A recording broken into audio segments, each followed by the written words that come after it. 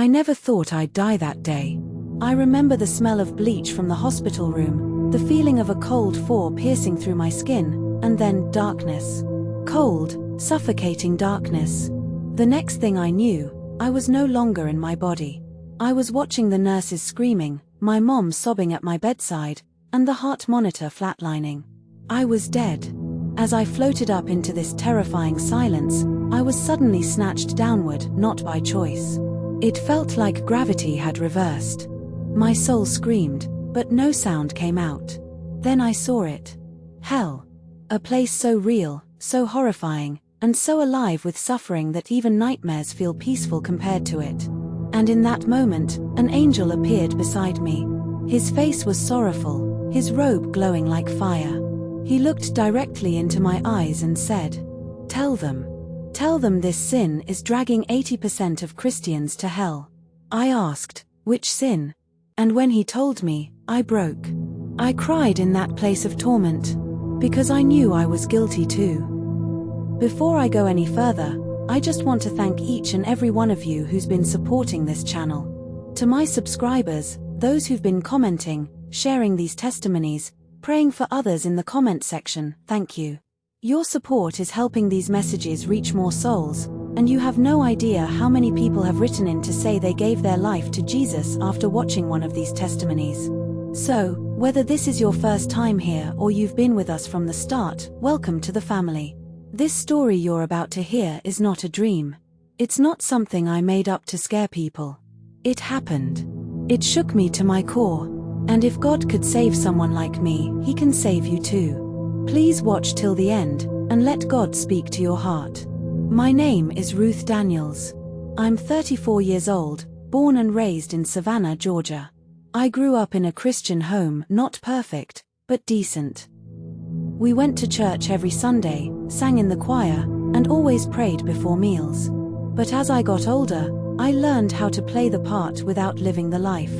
I knew all the right scriptures. I lifted my hands during worship. I even led Bible studies in college. But behind the scenes, I was a completely different person. By the time I hit 25, I was deep in a double life. I still went to church, still posted Christian quotes on Instagram, but I was also sleeping with my boyfriend, watching pornography late at night, gossiping, and lying like it was nothing. Worst of all, I didn't even feel convicted anymore. I'd ask God for forgiveness on Sunday and go right back to my sin on Monday. I became what you'd call a lukewarm Christian, the kind Jesus said He would spit out of His mouth. But I didn't believe that verse applied to me. After all, I wasn't out there killing anybody, right? I still believed in Jesus. I still gave tithes. But I was deceived. I would roll my eyes when pastors preached about hell. I thought hell was something you used to scare people into behaving. I believed in heaven, yes, but hell? For Christians. For me. Never. I'd tell myself, God understands. I'm human. He knows my heart. But deep down, I knew I was abusing grace. I just didn't care enough to stop. And then in 2022, things started crumbling. I fell into a deep depression. My boyfriend left me. I was drinking more. I lost my job. Still, I didn't run to God, I just got angry. I blamed Him. I told Him I was done trying. I remember shouting in my apartment one night, "If you're so real, why won't you show yourself to me? Careful what you pray for." Because He did. And I was not ready for what came next. It was a Sunday afternoon, September 18th, 2022. The Georgia heat was unbearable that day, but I stayed in bed all morning. I hadn't eaten in 2 days. My head was pounding. My chest felt tight. But I just thought I was having another anxiety attack. I remember calling my mom around 2 p.m. She kept saying, "Baby, you don't sound right. I'm coming over." I laughed and told her not to worry. I wish I hadn't said that. 10 minutes later, I collapsed on my bathroom floor. There was no light, just spinning darkness. I couldn't feel my arms. I couldn't speak. My body trembled uncontrollably. And then suddenly, silence. I was standing or floating over my body. I saw my mom bursting through the door, screaming my name. She dropped to her knees and started praying. The ambulance arrived in minutes. I watched them trying to revive me. I was there, but I wasn't there. And then, everything changed. It started with a horrible wind. Not a breeze, but a violent, howling, sucking wind, like something was pulling me downward. Then came the screams. Not human screams. Not just pain, torment. Millions of voices crying out. Groaning. Gnashing of teeth. I tried to run, but there was no ground. No direction. Just blackness and a presence of fear so thick it wrapped around me like chains. I felt myself being dragged downward, faster and faster. And then I landed. I don't even know how to describe it fully. The ground was like burning glass. My feet melted, but I couldn't die. The air stank of sulfur, rotting flesh, and burning hair. It wasn't dark, it was glowing red and orange, like the inside of a volcano. And there were people. So many people. Men. Women. Young. Old. All screaming. Clawing. Burning. Some were cursing God. Others were begging for water. But none could die. None could rest. I saw a woman who looked like a church usher I used to know. Her skin peeled like wax, but she just kept screaming. I didn't know. I didn't know it was this real. A man nearby shouted. I preached every Sunday. Why am I here? Demons, real, horrible, twisted creatures, tore at people with claws. They laughed. They mocked. They whispered things that felt like knives to my soul. And I felt everything. The heat. The shame. The hopelessness. It was like every regret, every sin, every lie I ever told was alive and crawling all over me. Then I screamed, God, why am I here? I belong to you. And that's when I heard a voice. Loud, but sorrowful. Deep, but tender. Did you really belong to me, Ruth? You knew my name, but you didn't know me. I collapsed, or whatever collapse looks like in that place, and I wept. And I knew. I was not there by accident. Then suddenly a bright light appeared. And everything stopped. The demons backed away. The fire paused. A figure dressed in white stepped forward, radiant and powerful. It was an angel. He stared into my soul, and tears ran down his face. You were given many chances, he said. But you kept delaying. You kept saying tomorrow. Now, hear this.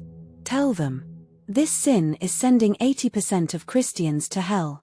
I sobbed and asked, which sin? And what he told me will haunt me forever. I stood there in silence, shaking, broken. The angel's eyes were full of sorrow, not anger, but grief. The flames around us hissed, but none touched me. I asked again, through trembling lips. Please, what sin? What sin is sending 80% of Christians to hell?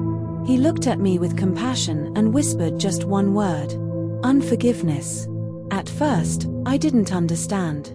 I thought, unforgiveness. That's it. That's the sin. Not murder. Not witchcraft. Not adultery. But then he continued, his voice trembling with urgency. So many carry bitterness in their hearts against parents, ex-lovers, siblings, pastors, even themselves. They sing to God with lips that curse others in secret. They kneel to pray while refusing to release those who hurt them. They say they love God, but hate their brother in their heart. They go to church, but won't even speak to their own family. And then the angel showed me something. It was like a movie playing in the fire. I saw scenes, hundreds, maybe thousands of Christians I recognized. Pastors, choir leaders, intercessors, youth workers. Each one had light around them at first. But that light turned black the moment they said things like, I'll never forgive her. After what he did to me. Never. They don't deserve my forgiveness. And then, I saw my own face. A flashback hit me. My father abandoning us when I was 12. My first boyfriend who cheated on me and left me with scars. That church member who humiliated me on Facebook. And I had said it many times myself. I've forgiven, but I won't forget. But in my heart I never truly let go. Tears streamed down my soul. I looked at the angel and said, "But I repented. I said the sinner's prayer. Doesn't that count?" He looked at me with holy authority and replied, "How can you ask the Father for mercy when you refuse to give mercy to others? You were warned in the Word. If you do not forgive others their trespasses, neither will your Father forgive yours." I collapsed in grief. I felt like I was falling apart from the inside. How many people have I judged? How many names had I erased from my heart because of pain? And then, I cried out, "Lord, please, give me another chance. Please, let me go back." The angel stepped aside, and a powerful light surrounded me. I heard a voice, not the angel's, but a voice like thunder and music at the same time. It filled the air with holiness. It was Jesus. "Because of my mercy, because of the prayers of your mother, you will return, but you will speak. Warn them. Tell them. Unforgiveness is poison. It disguises itself as protection, but it leads to destruction. Go now, and live differently." I gasped and opened my eyes, back in the hospital bed. My mom screamed and dropped her Bible in shock. The heart monitor started beeping again. I was alive. But I would never, ever be the same. I didn't speak for hours after I came back. I just stared at the ceiling, tears rolling down my face, afraid to even blink because I could still see it. The flames. The people. The angel. The sin. And most of all, the mercy that pulled me out. That night, I asked the nurses to bring me a Bible. Not a phone. Not a TV. Not visitors. Just a Bible and a notebook. I read all of Matthew, Mark, Luke, and John in 1 week. I was hungry not for food, but for truth. I deleted every number of people I was fornicating with. I called people I hadn't spoken to in years just to say, "I forgive you, and I'm sorry, too." One of the hardest calls I made was to my father, the man who walked out on me, and my mom. We cried for hours. He said, "Why now, after all these years?" And I told him, "Because if Jesus could forgive me, I have no right holding your sins against you." I broke off every relationship that was draining me spiritually. I stopped listening to music and watching things that kept my heart bitter and hardened.